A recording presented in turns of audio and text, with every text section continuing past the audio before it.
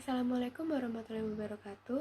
Perkenalkan, nama saya Nisa Indira Putri dari Prodi Ilmu Komunikasi Visip Untak Surabaya. Di sini saya akan mempresentasikan suatu materi dari mata kuliah dasar-dasar kemanajemen. Nah, sebelum saya masuk materi, saya akan memberikan suatu cuplikan video. 14 atau 15 itu mereka mengajukan gugatan ke PK setelah kalah ke PK. Dari 2.501 itu.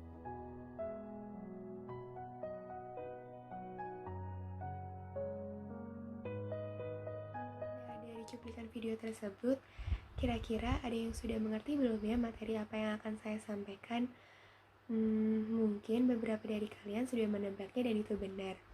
Yap, jadi saya akan menjelaskan tentang materi manajemen konflik. Manajemen konflik. Nah, dari judul dulu nih, mungkin kalian akan berpikir, apa sih konflik itu? Konflik itu bukannya masalah ya? Atau konflik itu yang lain? Terus buat apa ya konflik yang butuh manajemen? Nah, di sini saya akan membahasnya secara detail. Pertama, apa sih konflik itu? Nah, konflik berarti secara bahasa berarti ketidaksesuaian, perseteruan, perkelahian, dan interaksi yang bertentangan.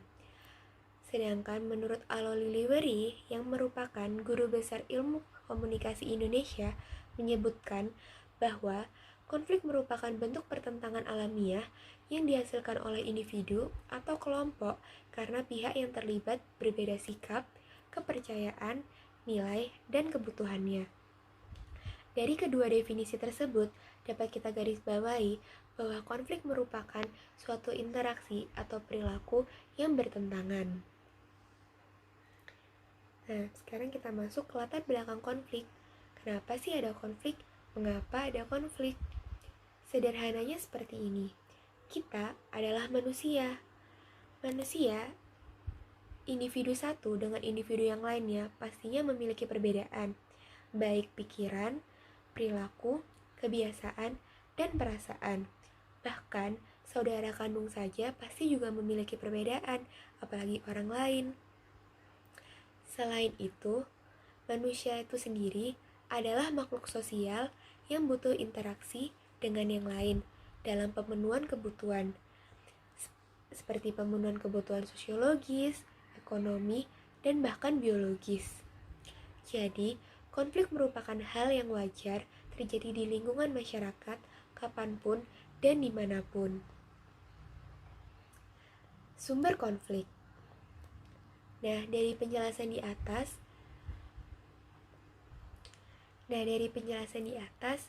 mungkin kalian akan berpikir, oh perbedaan itu adalah sumber dari konflik. Jadi karena perbedaan itu menjadikan suatu konflik. Padahal tidak. Perbedaan itu sendiri bukanlah sumber konflik. Karena sebenarnya adanya perbedaan adalah untuk menyatukan. Contohnya saja Indonesia yang memiliki banyak suku, budaya, adat, pulau, tetapi masih bisa menjadi satu, menjadi Indonesia. Yang menjadi sumber konflik sendiri adalah komunikasi, hubungan, serta struktur organisasi yang bermasalah. Sekarang kita masuk ke sumber konflik yang pertama, yaitu komunikasi. Bagaimana sih komunikasi yang bermasalah? Nah, yang pertama, bahasa yang sulit dimengerti. Kita saat berhadapan dengan orang, pastinya harus menggunakan bahasa yang umum, yang mudah dimengerti, bahasa yang universal seperti bahasa Indonesia. Karena kita tidak mengerti, mungkin saat kita berbicara dengan orang atau berkomunikasi dengan orang itu berbeda daerah. Jadi kalau menggunakan bahasa daerah itu akan sulit dimengerti. Kedua, penggunaan kalimat yang menjadikan salah paham. Nah, penggunaan kalimat ini sangatlah penting karena nanti jika salah akan jatuhnya malah ambigu, salah paham, dan itu juga akan menjadi suatu masalah yang berujung konflik. Ketiga, informasi yang tidak lengkap. Ini sangat rancu untuk membuat suatu masalah. Keempat, gaya individu dari pemimpin yang tidak konsisten. Contohnya saat suatu pemimpin bertemu dengan staf A berbicara yang berbeda dengan saat bertemu dengan staf B. Hal ini juga menimbulkan suatu masalah yang bisa menjadi konflik. Kelima, rendahnya toleransi dan rasa menghargai. Dalam komunikasi sendiri, toleransi dan rasa menghargai sangatlah penting untuk terjalinnya komunikasi yang baik. Jadi, toleransi dan rasa menghargai ini tuh sangatlah penting dalam komunikasi. Dan jika rendah, maka akan mudah untuk memancing suatu masalah dan konflik. Sumber konflik yang kedua adalah struktur. Struktur yang dimaksud di sini adalah struktur dalam organisasi dan perusahaan. Yang pertama, pertarungan kekuasaan antar departemen dengan kepentingan-kepentingan atau sistem penilaian yang bertentangan. Contoh dari antar departemen adalah seperti saat tim kreatif yang sudah mendesain suatu packaging dengan semaksimal mungkin, tapi ditolak oleh tim produksi karena budget yang kurang. Tetapi tim kreatif tuh memaksa demi kepentingannya karena dia sudah mendesain secara maksimal. Hal ini tuh tidak boleh dibiarkan karena itu termasuk pertarungan kekuasaan yang bisa menimbulkan konflik. Kedua, persaingan untuk memperebutkan sumber daya yang terbatas. Ketiga, saling ketergantungan dua atau lebih kelompok kegiatan kerja untuk mencapai tujuan. Saling ketergantungan memang dibutuhkan dalam suatu kerjasama, seperti saling bekerjasama. Namun, jika salah satu hanya bergantung demi suatu tujuan tertentu yang bukan suatu tujuan pertama, juga akan menimbulkan suatu masalah. Yang keempat, pemilihan jabatan yang tidak sesuai dengan passion dan memberatkan pihak lain. Nah, dalam penempatan jabatan, pastinya kita harus memilih orang-orang yang sesuai dengan passionnya. Karena hal ini sangat penting untuk menyelesaikan jobnya mereka supaya tujuan itu dapat tercapai. Dan jika tidak sesuai dengan passion, yang ada malah memberatkan pihak lain dan menghambat proses untuk mencapai tujuan. Sumber konflik yang ketiga adalah pribadi. Pribadi ini seperti dalam individu sendiri ya. Yang pertama adalah ketidaksesuaian tujuan atau nilai-nilai sosial pribadi karyawan dengan perilaku yang diperankan pada jabatan mereka. Nah, contohnya adalah seperti saat seorang PR yang udah mengajukan lamaran pekerjaan untuk menjadi PR. Perusahaan menerima, tapi saat dia sudah diterima, ternyata dia malah mendapat pekerjaan sebagai sales promosi seperti itu, dan itu tidak sesuai dengan tujuan awal mereka atau nilai-nilai sosial mereka, dan ini bisa menjadi suatu konflik dalam pribadi mereka. Kedua, perbedaan dalam nilai-nilai atau persepsi. Ketiga, penolakan dalam diri seperti rasa egois yang tinggi. Nah, penolakan dalam diri seperti rasa egois ini juga dapat berupa sifat angkuh dan sombong, seperti saat suatu individu merasa lebih baik daripada individu lain. Nah, itu juga dapat menjadi suatu masalah jika dibiarkan. Nah, dari penjelasan-penjelasan tadi, kalian ada yang berpikir gak sih, konflik dan persaingan itu sama atau tidak ya? Apakah berbeda? Nah, jawabannya adalah konflik berbeda dengan persaingan.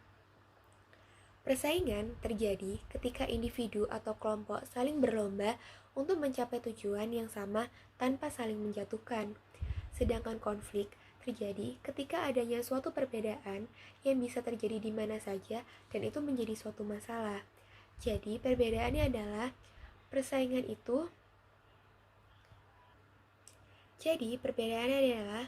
jika dalam persaingan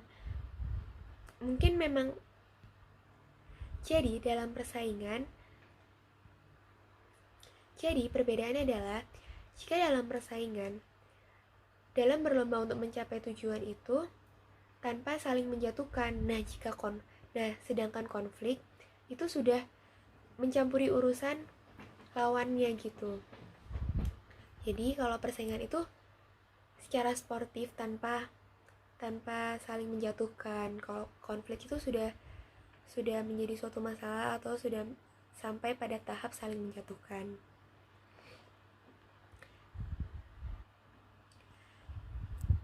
Semakin berkembangnya zaman, pandangan tentang konflik pun juga ikut berubah.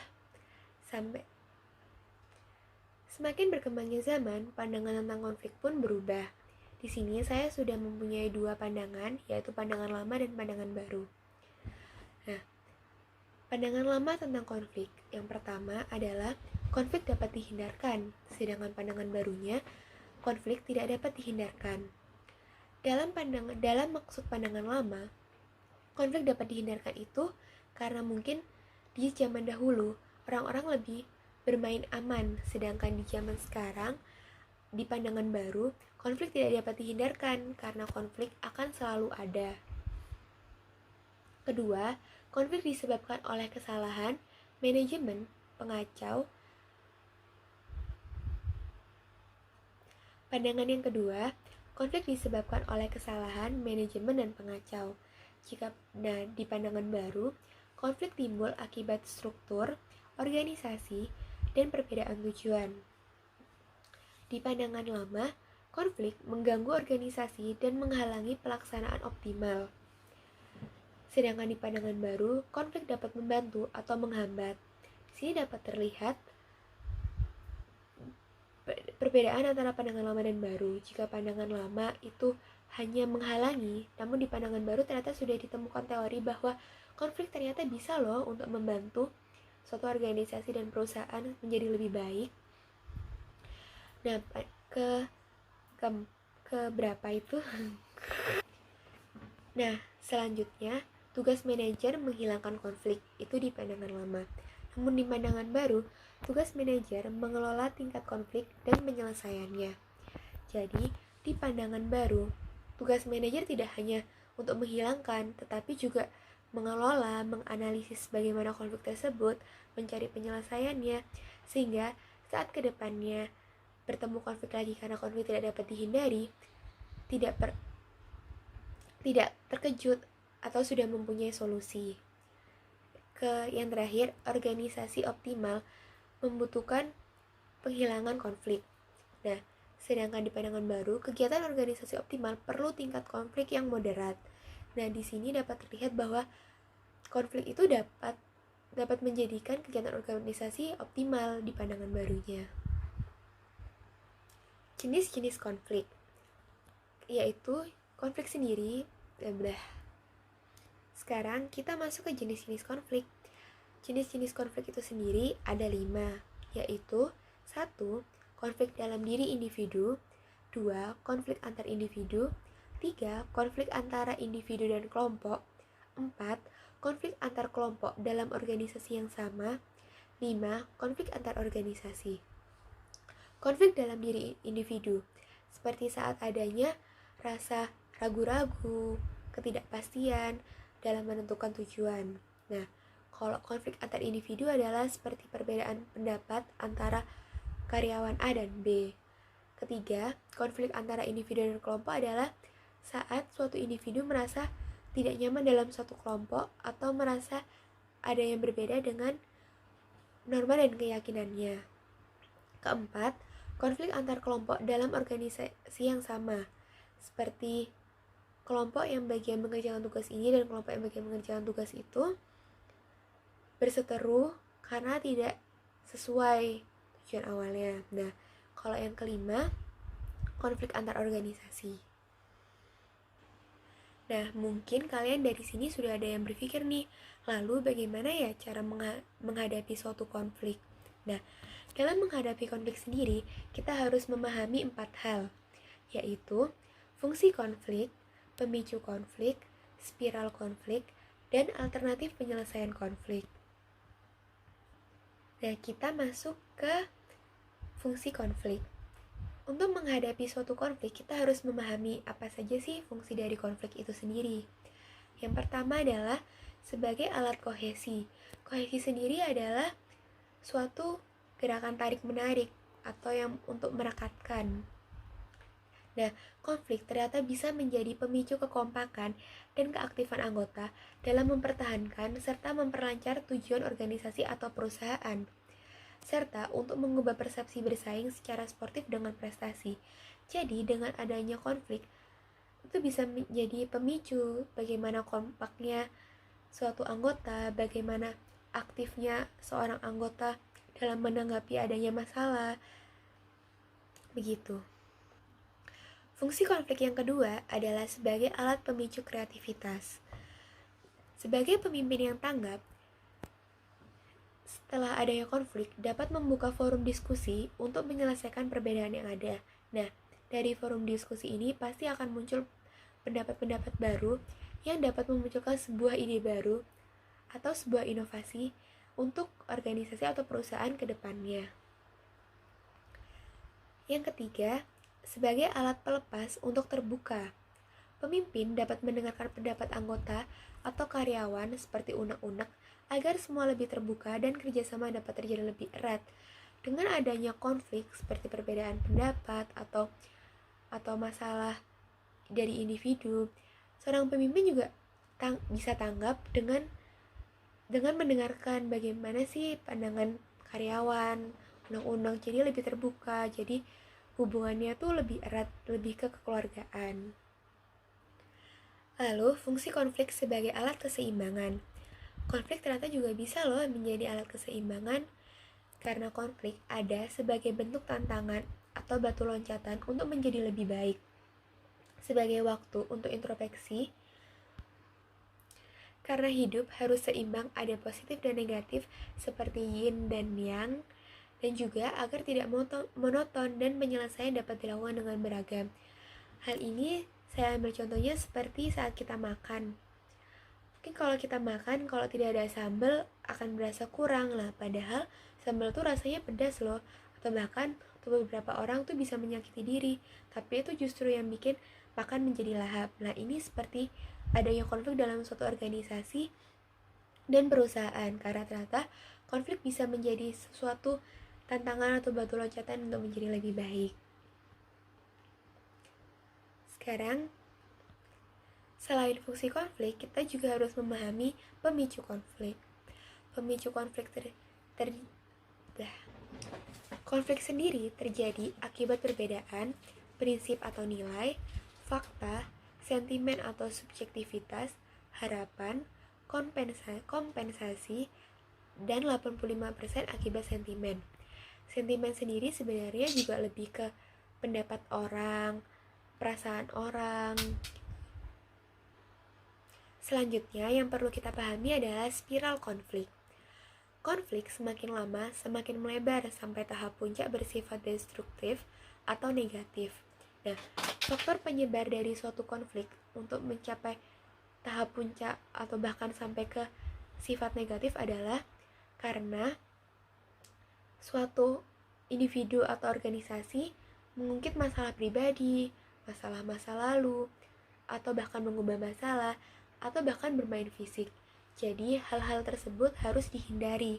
Karena pertama, pribadi dan masa lalu sendiri adalah hal yang sensitif. Lalu, jangan ubah masalah. Jika masalah itu ada di titik ini, jangan malah membawa masalah-masalah lain. Karena yang ada hanya menambah masalah. Lalu, jangan bertindak anarkis atau tindakan fisik lainnya. Karena itu malah bisa menjadi dendam dan konflik akan menjadi lebih besar. Lalu, yang harus dipahami selanjutnya adalah alternatif solusi. Nah, solusi apa aja sih yang bisa digunakan untuk menghadapi konflik? Pertama, kolaborasi atau yang biasa dikenal win-win solution. Dalam kolaborasi ini, tiap pihak saling diuntungkan dan tipe penyelesaiannya berupa musyawarah dan mufakat. Kedua, kompromi.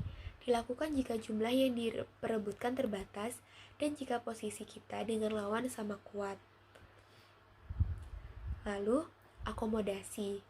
Akomodasi digunakan jika kita pihak yang salah lalu lawan adalah pihak yang benar. Solusinya adalah menyesuaikan diri dengan lawan. Selanjutnya adalah kompetisi. Jika kita kuat dan benar, sedangkan lawan lemah dan salah, kita dapat membuat itu menjadi suatu kompetisi. Mungkin jika lawan menganggapnya positif juga, itu juga menjadi suatu kompetisi untuk mereka menjadi lebih baik. Dan yang terakhir adalah menghindar. Nah, Solusi ini digunakan jika masalahnya sepele. Jadi, jika masalahnya tidak terlalu penting untuk difokuskan, jadi lebih baik fokus yang ke positif daripada negatif, karena jika fokus ke masalah malah hal-hal lain yang harusnya lebih difokuskan malah jadi hal-hal lain yang harusnya difokuskan malah jadi tidak terurus karena terlalu mengurusi masalah. Nah, dalam pemilihan alternatif solusi itu, kita juga harus optimal. Misal, kita harus memikirkan dengan siapa kita berhadapan. Karena penyelesaian masalah, misalnya kita dengan anak kecil dan orang dewasa, pastinya penyelesaian masalahnya pun berbeda.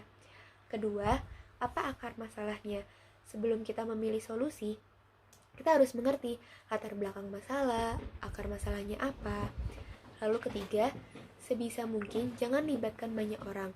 Jadi kita meminimalisir terlibatnya orang banyak agar tidak melebar masalahnya atau semakin luas, karena banyaknya orang itu kadang malah membuat suatu menjadi lebih ribet.